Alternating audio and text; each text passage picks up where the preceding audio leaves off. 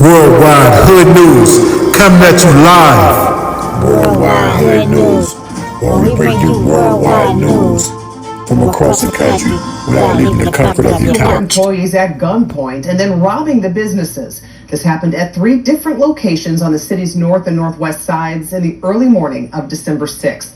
And taking another look at the video, you can see the suspects rushing in wearing masks. They pull out guns and then force employees to open the cash register. In one incident, they punched a worker, and in another case, they also robbed a customer. Police are still looking for the 4 men involved. Queens, New York, and injured at least 10 people. Officials say their injuries are not life-threatening, and now the NYPD is searching for multiple gunmen. Let's get right to Good Day's Briella Tomasetti. She is live outside that party hall in Jamaica with the latest. Briella. Tishani and Dan, good morning to both of you. Police have not pinned down a motive right now, but they have confirmed that this was not an act of terrorism. They're currently investigating whether the shooting may have been gang-related. They're also looking for a light-colored sedan they are hoping will bring them one step closer to the suspects.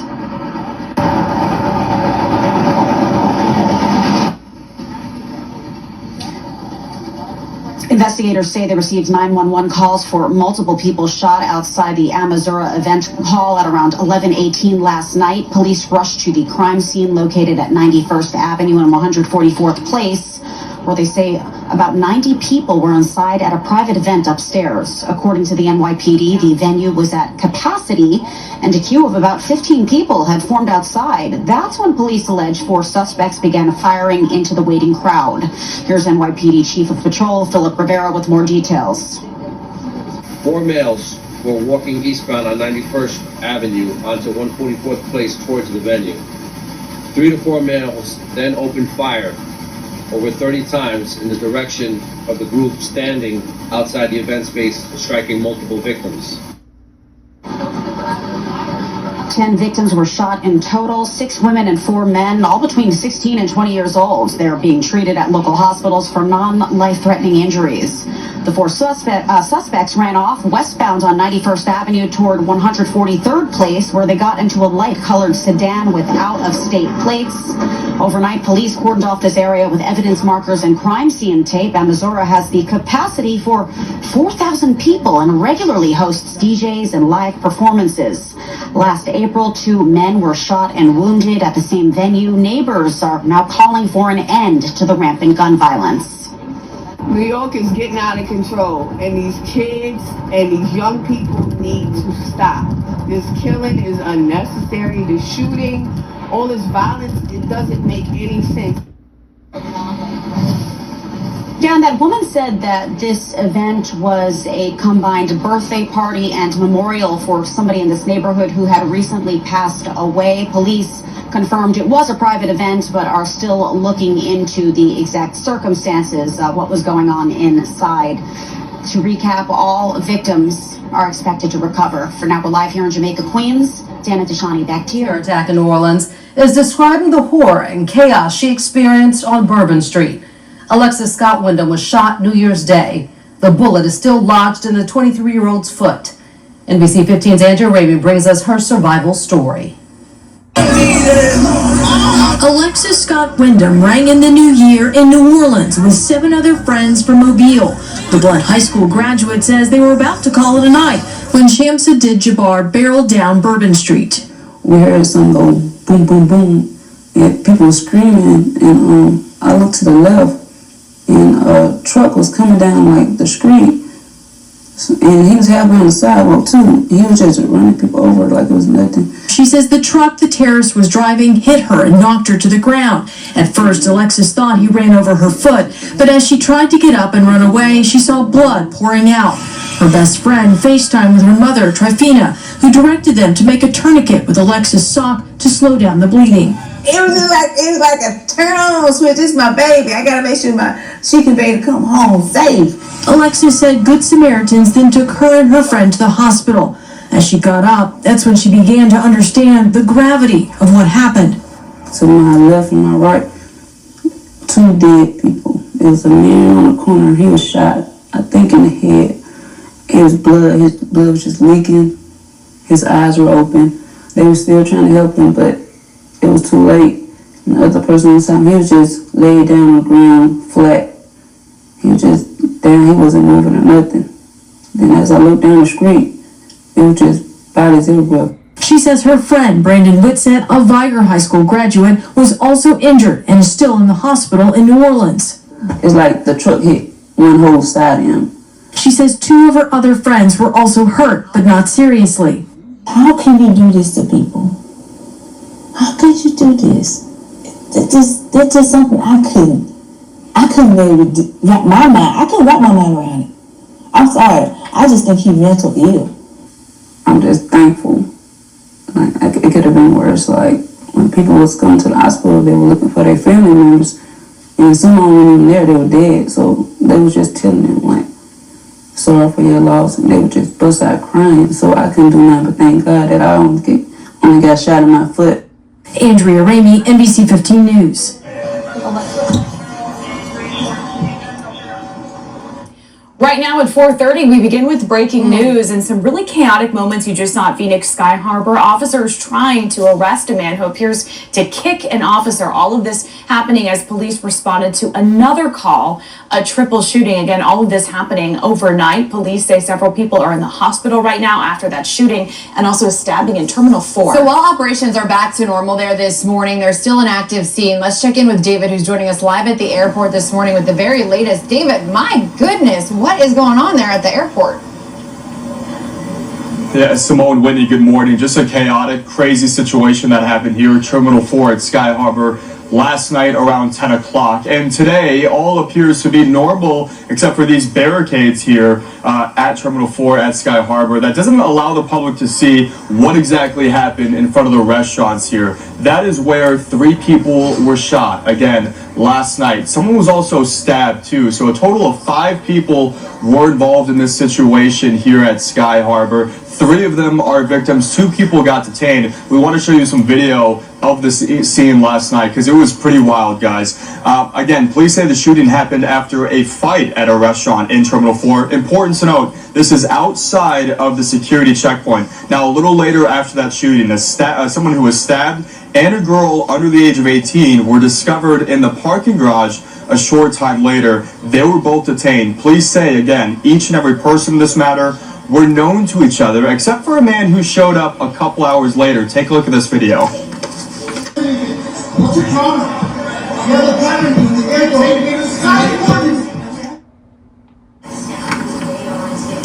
Our Arizona's Family News cameras were there to capture this arrest. Police say this guy showed up 2 hours later after the initial shooting and has nothing to do with the initial shooting. Police say he received a text message saying there was an active shooter and came to the airport with his own firearms. As you can see here, it took a number of officers to put him in cuffs.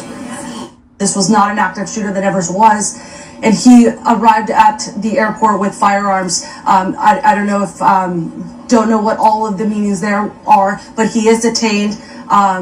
He is going to be booked into the 4th Avenue jail today for several charges.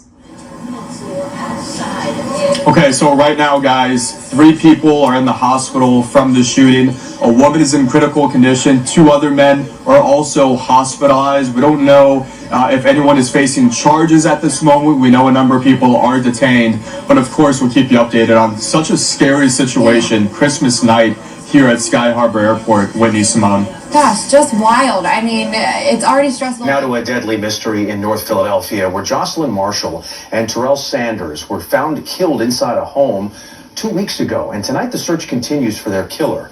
Our Steve Keeley spoke to Marshall's devastated family. So horrible feeling. I can't even explain it, man. I can't even explain it. The feeling of finding your sister shot and killed.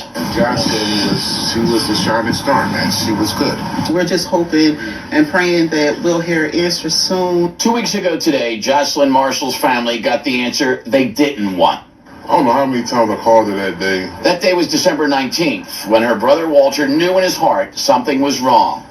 Terribly wrong. She not gonna leave her son just hanging at school. You feel me? So that's how I knew, like, something ain't right. Jocelyn was a long-time and loyal employee of Tasty Cake. Never one to ever miss work and not even call to let them know. Once HR started reaching out, it was like something's really wrong. And thank God she had a job who cares about the employees. What went through your mind when you heard from Tastykake that she hadn't shown up at work? Where is she? It's not her norm. So where is she? Even for her not to pick up her son, where is she? For her to be totally unreachable is rare. So we kind of like knew something was wrong. Her brother Walter went to Jocelyn's boyfriend of 1 year's home on Diamond Street here and got in and found both of them and called police. Both had been shot multiple times and killed in the second floor apartment. Jocelyn's family told police she had no trouble with anyone and feel her boyfriend, 39-year-old Terrell Sanders, must have been the target, but Jocelyn also happened to be there too. Wrong place at the wrong time. I really understand now when people say, I lost a part of me. Like, I really understand, like, I feel it now. I know what that feels like. With her funeral Saturday, her family hopes their pain appeals to someone watching who knows something. If you know something, say something, call them. That's the only way we can really get better as a community anyway. And if you don't say nothing, these people still out here lurking, whoever it was, whoever did it. But, you don't say anything when you know something, it can happen again. In West Philadelphia, Steve Keeley, Fox 29 News. Dead this morning on Cardinal Drive in Hillsborough near I-85. WRAL's Chelsea Donovan joining us now live there. Chelsea, you spoke with the family about who Wardlow was. Yeah, so they tell me that Zykira had a curfew of 11 o'clock last night. She just went. Let's just pause here for a second and show you something that just unfolded a few minutes ago before we get to memories of Zykira. This is the car that a tow truck just pulled out nearly seconds before we came on air. This is the Dodge Charger. We understand 2 people were shot here in Hillsborough, and you can clearly see more than one window shot out by obvious gunfire. Again, this is happening as we're coming to you live. The tow truck just went by us and we captured that video. You can clearly see that a gun was involved. And we understand, going back to Zykira, that she was one of 2 victims found dead inside that car. Actually, we could see, sadly, her body outside the vehicle from Sky 5 earlier this afternoon. She was 16, a sophomore at a nearby high school, a basketball star who had just been recruited to a charter school in the area. She had a curfew of 11 o'clock last night, had gone to get some fast food, something to eat with some friends, and never returned home. The swoosh of this net is what spawned their bond. We would come out here almost all the time, play basketball on this hoop right here. This is where we grew up at. This is where we played ball at. This is where we did everything at. Sophia Hart woke up to the most horrible news about her best friend. My mama like, Zai gone. I dropped down to the floor. I start crying. Zykira Wardlow, just 16, was found dead here 1 street over from where she lives, according to her family. Police say 2 people were shot in a Dodge Charger. The other victim, 20-year-old D'Anthony Morgan of Lenoir County. They found a gunshot victim, but I heard shots around 8 or 9 a.m. possibly yesterday. They are advising that they believe the person is deceased beside a Charger that's still running. Neighbors say they heard gunshots late last night, but had no idea Wardlow was shot and killed. From my understanding, she had went to Bojangles out to eat last night around 9 or 10 o'clock, and she never showed up back at home, and she still haven't came home. Wardlow's sister is in shock. It hurts. I think it hurts everybody that, knowing that her body is, still out there. For hours, police, investigators, and the medical examiner processed the scene on a dead-end road outside of the Holiday Inn Express, while family and friends of Wardlow sat in shock feet away. I've been trying to, hold it together, but I can't. It's just so hard. All right, so this was a scene that was active for more than 12 hours. It's clearing up now. As we mentioned, we saw that car in question just towed out of here. This is a big investigation for the Hillsborough Police Department, so they've called in the SBI to assist. We have no information right now on a suspect, so if you have any information or heard anything, You're urged to call authorities. Live in Hillsborough, Chelsea Donovan, WRL. 10:30, a Fox 35 News exclusive. A teenager is turned in by his own mother. She apparently recognized him from a Facebook post by the Marion County Sheriff's Office. He was wanted for an attempted armed robbery. Tonight, we're speaking with the victim who says he's thankful this story doesn't have a tragic ending. Fox 35's Manny Martinez is live in Marion County tonight. So, Manny, the boy's mother personally delivered her son to those deputies. Marlisa, she brought him here to this exact sheriff's office substation. She told deputies her son's face was all over the internet and that family had been calling her about it. And this is where deputies say the teen just yesterday admitted to everything. We're not naming him or showing his face because of his age. It's spotting this picture online that led the 15-year-old's mother to turn him in. The Facebook post, a measure of last resort for Sheriff's Office investigators. Deputies say the boy had a weapon when he tried to rob Ken Sanders at a gas station 2 weeks ago. I said, no, I don't have any cash, sorry, and he walked off. But then he came back quickly and pulled out the weapon and started banging on my window, demanding me to get out and give me the money or give me keys or something. Sanders says he was shocked, but not scared. He kind of had to psych himself up to come back and try again. He also wasn't wearing anything on his face till I asked if he was serious. That's when he pulled his little mask down and said, yes, I'm serious. That's when I feigned that I had something, and then he took off. I scared him. How often do you get a parent recognizing a Facebook post of their child and turning them in? Yeah, it's not very often that we get a parent who's turning their child in, or even a relative for that matter, turning someone that they know and love in. In an interview with detectives, the arrest affidavit shows the boy said he left his house with a BB gun and a mask with the intent of committing a robbery. When asked why, documents show he stated he didn't know, just to get some money. Documents show he said he was sorry for what he did and even dictated this short letter to Ken Sanders. It says, I apologize for what I did that day. I had a lot going on in my mind that day. I feel like I learned my lesson and I will never do this again. I hope you will accept my apology. I can accept his apology, and I hope he's sincere about that statement. I really am. Now, the boy hasn't been in school since October when he was arrested and expelled, accused of battery on a school official. And in this latest case, he was turned over into the custody of DJJ. As for the weapon in this alleged attempted armed robbery, deputies say that the boy told them he got rid of it. He threw it in a pond when he saw his picture on Facebook. They haven't recovered that yet. Live in Marion County tonight, Manny Martinez, Fox 35 samples News. just a few hours ago.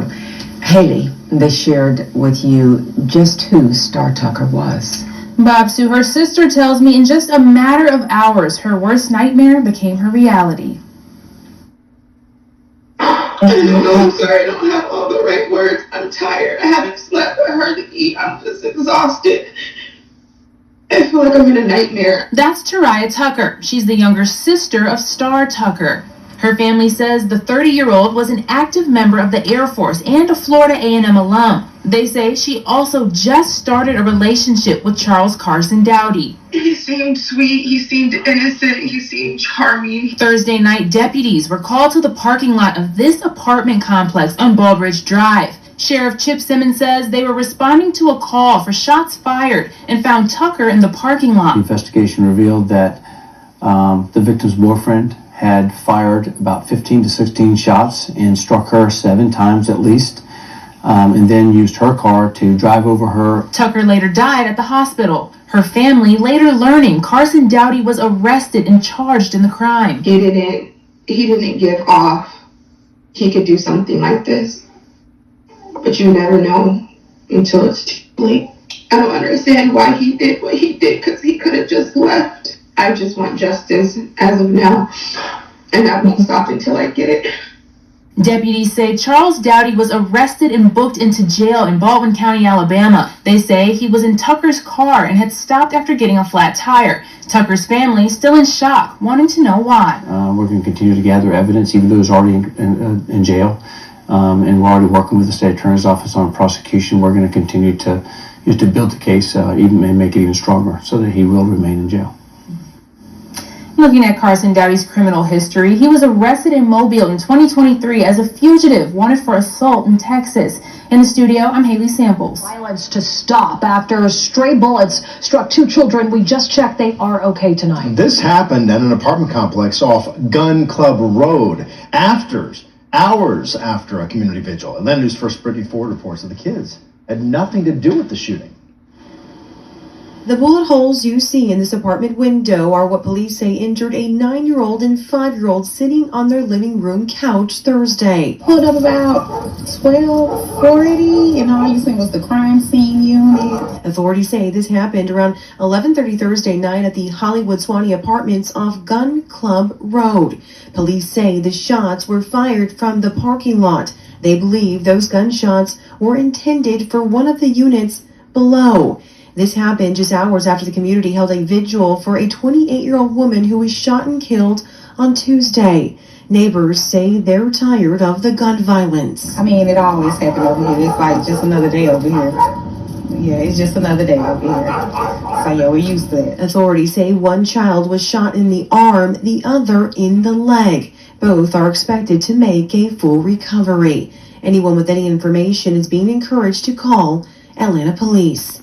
In Northwest Atlanta, Brittany Ford, Atlanta News First. If you're familiar where the old Bell Lock Diner is, Total Wine, that's right on the other side of Joppa Road. We are on Loch Raven, and that Johnson Funeral Home is about where you see all those flashing lights. It has been like this the entire time we've been here. I think we got here probably a little bit after 8:30, and not much has changed. We've seen a tow truck go by not that long ago, presumably to address the car that's involved with this. This car is, from what we hear, is on its side, flipped over now from the incident that took place. And like you said, Andre, a lot more questions than there are answers. Standing by to help maybe fill in some of the blanks for us is Kyrie Stewart. Kyrie, I was listening in to that press conference as it went in, and I'm sure you heard the same. It's interesting. A lot of questions from reporters, and still, this is an active scene looking for some of those answers throughout the night. Yeah, and that's what we're still waiting for. We had tons of questions about all of this, but like you said, we have 10 people, 9 injured, 1 dead. We had the police chief out here. We had the fire chief out here as well. County Executive Johnny Olszewski was out here. Here is what we know so far. So during that press conference, they said that at around 7:12, police got the call of multiple gunshots near the 8500 block of Loch Raven Boulevard. When they got there, they found that car on its side, and they found it on fire. And of course, firefighters, they came, they quickly put out that fire, and that's where they found those 10 people. Again, 1 dead, and right now 9 others are recovering at different trauma centers all around our area. So, like we've been saying, really more questions than answers. We all asked pretty much about how this all started, what led to that vehicle catching on fire, exactly how many people were shot, and how many were just injured in a fire, or even really just the relationship and ages between all of those victims. Those are all questions that we've been asking, and we're still waiting for questions on. But the county executive, he spoke just about how these kinds of incidents really impact the community. Take a listen to what he had to say earlier. I will just say that this is an incident that is shocking, particularly for those of us in Baltimore County. These types of incidents are unheard of here, and so it really shocks the conscience. However, we want our residents to know that we are, as always, fully committed to ensuring that both our fire and police departments have the full support and all the resources that they need from Baltimore County government to ensure that they bring this investigation to conclusion. Obviously, it's very early on, but our hearts go out to anyone who's impacted by violence. We will be supporting our public safety officials in the work ahead, and I just thank them for the work that they're doing now and that is ahead. So. This is something that's definitely left a lot of people in this community shocked. We were actually the first news crew on the scene, and I was talking to some neighbors about this, and I remember one neighbor told me that he heard several gunshots and he was just shocked by all of it. A couple of other things that I do want to mention that the police chief told us. He says that right now this appears to be targeted, and he does not believe at this point, of course all of this could change, but he does not believe at this point that there's any threat to the public. He did say that multiple bullets did strike that funeral home as well. He couldn't tell me exactly how many, but he said that of course they're still out there collecting evidence. And As this all remains under investigation, they're asking anyone who may have heard anything, who may have seen anything that can help their investigation to give them a call. Reporting live here in Baltimore County, Kyrie Stewart, WBAL TV 11 News. Identifying two people in connection to a shooting on New Year's Day. Take a look. You can see them here. Officers say a 47-year-old man was shot during an attempted commercial armed robbery that happened in the 2400 block of St. Paul Street. That man was taken to the hospital and is expected to survive. If you have any information at all, pick up the phone and call police. Breaking news this morning where at least 3 kids were shot in an alleged robbery. This happened on North Houston Roslyn Road near 249. That is in Northwest Harris County. We want to get out to TJ Parker live at that scene. TJ, when we say kids, what ages are we talking about? Tell us what happened. Yeah, good morning, Amy. In the course of the investigation, deputies learned those kids were just between the ages of 12 and 14 years old, and they tried robbing a man with a gun. Deputies say at least 3 of those kids were shot. One of them is still in critical condition at last check. When Harris County Sheriff deputies showed up here, they found one of the kids with several gunshot wounds. He was taken to a nearby trauma center in critical condition, as I just mentioned.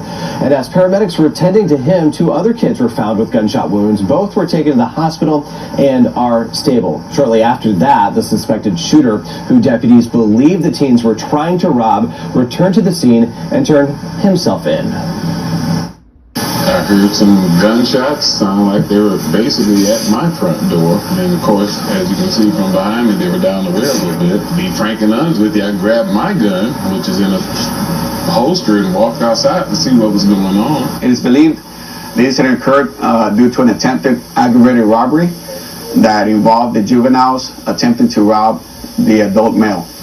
During the incident, the juveniles approached the male and they were displaying pistols. The adult male retrieved his own pistol and shot the juveniles. We have new details tonight in a shooting that left one man dead and another one at the hospital on Thursday night.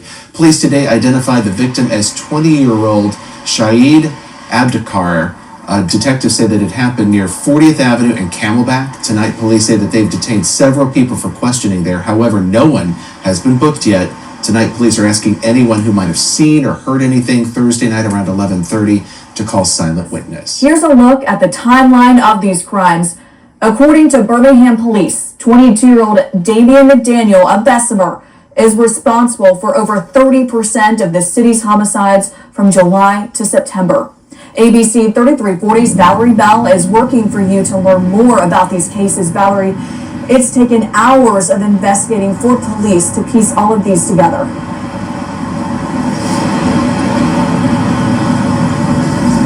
It has, Megan, but the work doesn't stop there. Birmingham police say it's possible McDaniel could be connected to other unsolved homicides in Birmingham that hasn't been ruled out.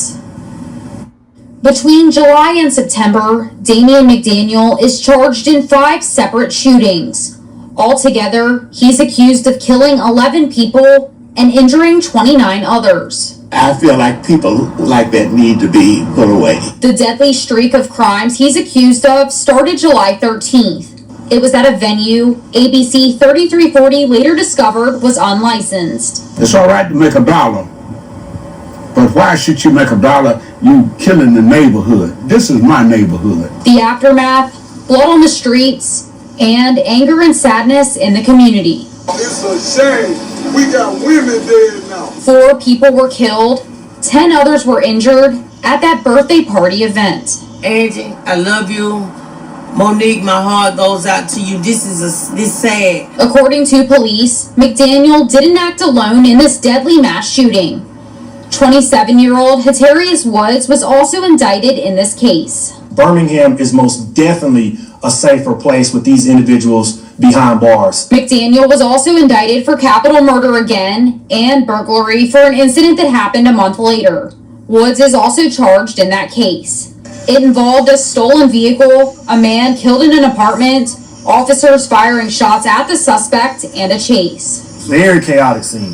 McDaniel is also accused of killing a 35-year-old woman. Police didn't believe she was the intended target when she was shot inside 604 Bar on September 19th.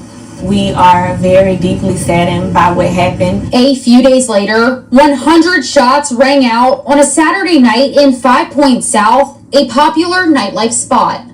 Probably about 5 or 6 that went out on a stretcher that I saw. I'm sure it was probably more. 4 people were killed, 17 others were injured. I had to get out of there, so I was hopping on one leg. Less than 24 hours later, dozens of rounds went off in Eastlake, killing a man and injuring 2 others. McDaniel has already had his first court appearance for that.